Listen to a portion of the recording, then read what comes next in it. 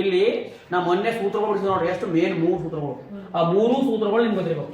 ಒಂದನೇ ಸೂತ್ರ ಯಾವ್ದು ಅದನ್ನ sine square A plus cos square A is equal to 1. Sec square A minus tan square A is equal to 1.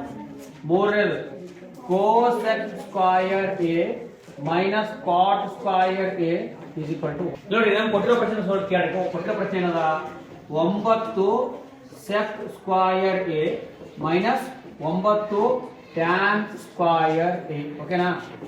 ಈಗ ನಮ್ಗೆ ಏನೋ ನೋಡಬೇಕು, sec square A minus tan square A equal to 1 ಅದನ್ನ ಒಂದು ಇಲ್ಲಿ ಸೆಕ್ ಅದ ಟ್ಯಾನ್ ಅದ, but ಹಿಂದೆ 9 ಕೊಟ್ರ. ಇಲ್ಲೂ 9 ಅದ, ಇಲ್ಲೂ 9 ಅದ. ಎರಡು ಜಾಗದಲ್ಲಿ 9 ಕಾಮನ್ ತಗೋಬೇಕು. ಎರಡು ಜಾಗದಲ್ಲಿ ಏನು ಹೇಳಿ 9 ಕಾಮನ್ ತಗೋಬೇಕು. ಕಾಮನ್ ತಗೊಂಡು ಇಲ್ಲಿ ಏನು ಹೇಳ್ರಿ, ಇದು ಸೆಕ್ ಸ್ಕ್ವಯರ್ ಎ ಮೈನಸ್ ಇದು 9 ಹೊರ ಬಂದದ.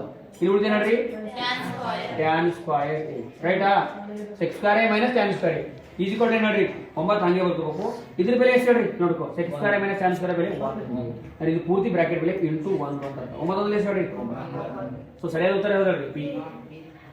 ಗೊತ್ತಾಗಿದೆ 9 ಯಾಕೆ ಬಂತಂತ? ಅದಕ್ಕೆ ಈ 3 ಸೂತ್ರಗಳು ಅವಲ್ಲ, 3 ಸೂತ್ರಗಳು ಇಂಪಾರ್ಟೆಂಟ್ ಅವ. ಈ 3 ಸೂತ್ರಗಳು ನೀವು ಫಸ್ಟ್ ಬಹ್ಯಾಟ್ ಆಗಿರೋ.